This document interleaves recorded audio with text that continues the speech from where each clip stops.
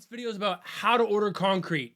My name is Tyler Lay. I'm a concrete freak and I'm here for you, baby, to meet your concrete needs. If you've got a big project, small project, whatever project you want to order concrete, this video is for you. Now, sometimes ordering concrete can seem crazy, like hard, like going to a cantina in a galaxy far, far away, looking at the menu and freaking out because it all looks so foreign and alien. There's Greedo over there. He is freaked out. He doesn't know what to order, but also it's because everyone knows Han shot first, right? Han shot first. What does that mean? Is that dirty? It's from Star Wars. I never heard of it. But no, seriously though, this is gonna help you figure out the details on how to order concrete to be successful for your project. It's like ordering food. If you can do that, then you can order concrete. Yeah, like beautiful, amazing, awesome concrete for your project. But if you've got tips, if you're a reader and you've got tips, I want you to light up the comments below, giving people your tips, because I always learn from what you write, what you have to say, and what you're all about. But how do you do this? How do you make this happen? Well, the secret is to tell the people what you want. We're gonna give you tools to make this happen and make this awesome, but you have to remember, ready-mix producers are a lot like master chefs, okay? They create these awesome meals for you. They've been spending their life doing this, and they're awesome at this, so we've gotta trust them, but we have to tell them what it is that we want to eat. And we need a checklist of champions, and at the end of this video, I'm gonna give you a link where you can get all this checklist so you can fill it out for your projects, and it will make you highly successful as you talk to these chefs, aka ready-mix producers. But the number one question is, what are you making? Is it a patio that's stained and stamped? Is it a retaining wall? Is it a driveway, or are you doing a patch in something? This is key for these people. They also need to know, what does success look like? This is a really, really big one. And what do you really, really need? And then what is a nice to have? These are questions that you have to answer for yourself. What is essential for your project, and then what is something you'd really like to have happen? And there's a whole list of things you can look at. And number one is aesthetics. Oftentimes we want our structures to look nice. We want whatever we build to look beautiful. What does that look like for you? What is beautiful for you? How big of a deal is cracking for you on your project? There are levers that these producers can pull if they know how much cracking is acceptable versus not acceptable. What is the durability of the concrete? How long do you want it to last? You should answer that for yourself.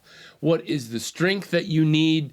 And then what is something else? And if you're like, man, I'm confused, I don't even know how to answer these questions, keep watching videos. There will be more, but you need to be thinking about these things, looking around, figuring out what the answer is for you. How much concrete do I need? This is a really, really big deal and something you're gonna have to figure out. Usually we order them in cubic yards or cubic meters, and you pretty much find the volume of whatever it is you're pouring. I'm showing a slab here. You would take the length, the width, and the depth. You would multiply them together and you would get volume. Now, again, they want these things in cubic meters or cubic yards in America. And then you want to also apply a safety factor, because concrete finds its way other places than in the forms, and at a minimum, I will use a 1.2 safety factor. And if I'm not so sure about my calculations, let's say I'm pouring in the ground, let's say I don't think my forms are super tight, I may use a safety factor of 1.6 or even higher. What I'm saying here is, whatever volume I calculate, I'm going to add to that by multiplying by either by a 1.2 or 1.6, depending on how confident I am with my dimensions. Trucks that you order can carry usually the maximum between 8 to 10 cubic yards, and I would never, ever, ever order a truck less than 3 cubic yards. That means if you only need 2 cubic yards or so in a concrete project, then order at least 3. Why? You don't get good mixing action if you don't have enough concrete inside whatever mixer that you're dealing with. But then When do I want this concrete to show up? That's a big deal because sometimes they can't get it to you when you need it to show up. So you need to tell them that and be upfront about that and give them plenty of time and actual notice. Where do I want my concrete to show up? Can we get a truck to that location?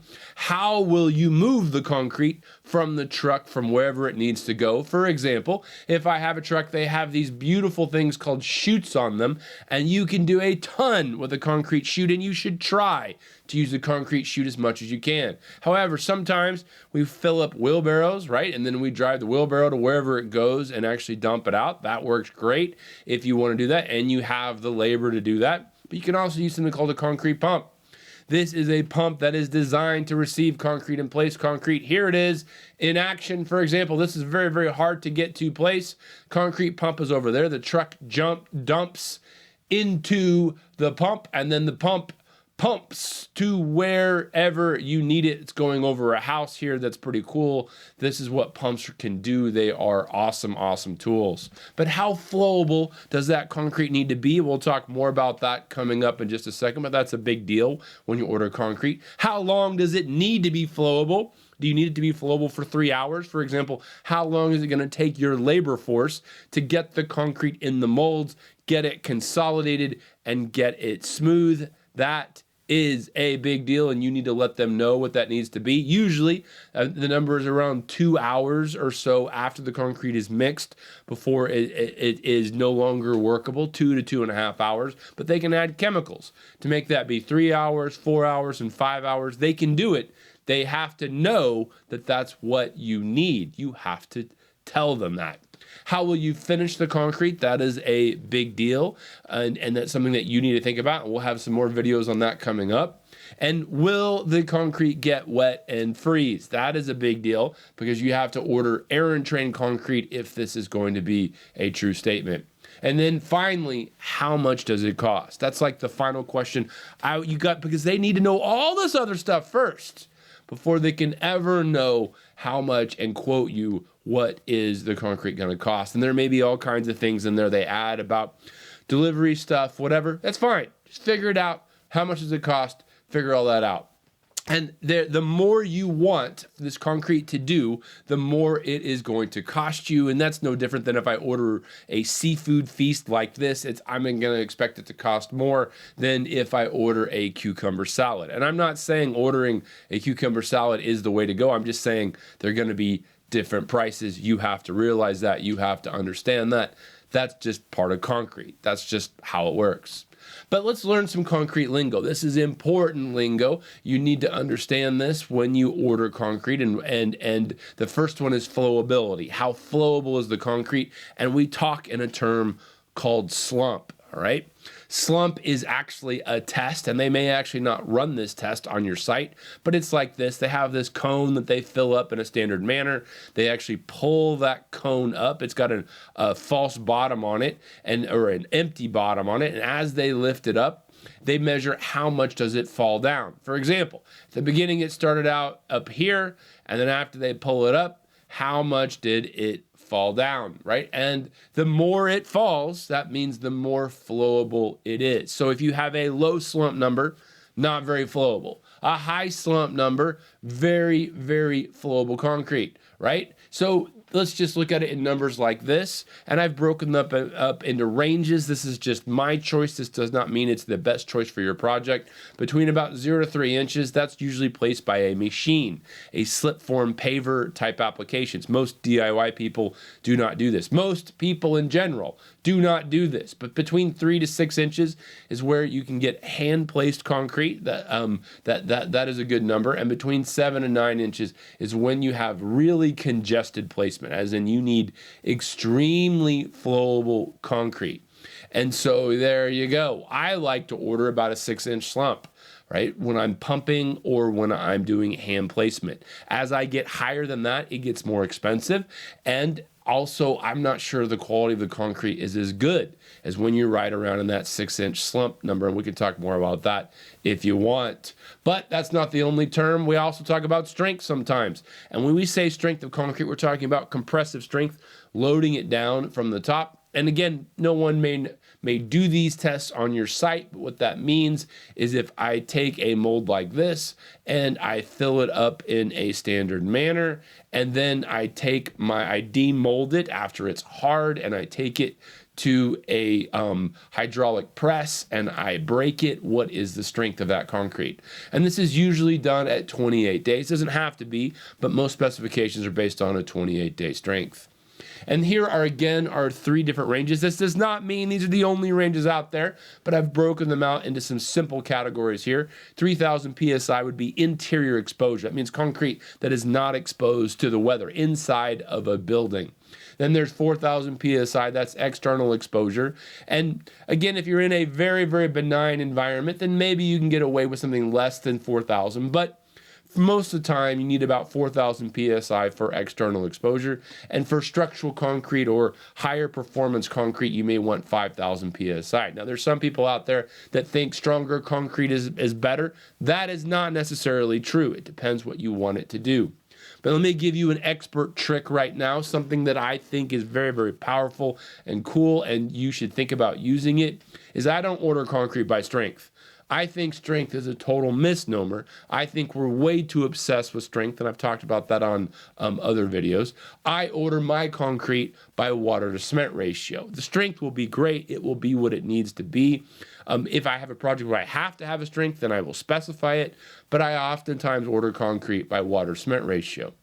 Water cement ratio is the mass of the water divided by the mass of the cementitious, the binder, okay, any cement and any fly ash or slag that is inside that concrete. And here are the categories we talked about before, 3,000, 4,000, 5,000, and I do it like this. If at my interior exposure, I'm at a 0.50 or higher. If I'm an external exposure, I want a 0.45 water cement ratio. And if I want structural concrete, higher strength concrete, higher performance concrete, then I may order a 0.42 or lower. You would be careful here. Be careful. I would never ever use a water cement ratio greater than 0.55. I'm not saying you can't do it. I just wouldn't do it. And I would never order a concrete with less than a 0.40. And so you got to find where you're at in that range and what's best for you. My rule of thumb: if I'm using internal concrete, I want a 0.50. If I'm using external concrete, then I want a 0.45. And I'll vary from that, but this is the rule of thumb. This covers about 80 to 90% of what I may be doing. So, how do I pick my supplier? How do I figure out who am I going to choose? Well, a lot of people just use cost. And I would like to say, is there another way out there? Is there another way to think about this? Because who are their clients? Do they do work for cities, states, departments of transportation? Do they do it for high-end businesses? Or do they always just do homes? Okay, that's something that you need to ask. Have they done similar projects to what it is that you're wanting to do? Especially if you got something that's kind of unique or strange. Do they have experience in it? What warranty do they provide on their work? Well, they may not, or they may, but if you don't ask, then you will never know. And you need to get these expectations figured out up front. What is their quality control process? Quality control, that's like what regular testing do they do to make sure that they're giving you great concrete, or the concrete that you ask for day in and day out. It's kind of like testing the soup, right? Chefs don't make soup without testing it. People shouldn't make concrete without testing it as well. Do they optimize their aggregate gradations? And this is a bonus question. This is a little higher level question, but you should ask them and just see what they say. Do they act like you're crazy? Do they act like they've never heard of it? And then you might even want to ask them and say, have you ever heard of the tarantula curve? Or do you use a tarantula curve? Now, that's really bonus question, okay? But the best ones out there, they'll have heard about it and may even be using it. And do they watch my videos? Ha ha! The ultimate test, as if they know what it is they're doing. A lot of concrete producers do. And so you should ask them. And if not, let them know about my channel, right? And who in the end do you think will do the best job for you? That is the most important question of all. And you got to trust the chef. After you've chosen who you're going with, trust the chef, right? Whoever they are, just go with them, believe in them, get behind them and make it happen. Now, where can I find out more? I've given you lots and lots of tools and questions, and you can find, I've summarized them, and I've made some actually sheets for you at tylerlay.com/tools, and you can go check it out and find out more information. So in summary, be clear about what you want and expect from your concrete producer, and you will get what you pay for. And you got to pick the producer that you think will do the best job. I think that's the best advice that I could give you. Pick the producer that you think is going to stand by their work and do the best work. Hey, I hope you've liked this video. If you did, leave me a comment. Check me out on Instagram or Facebook. Take care, everybody. Peace.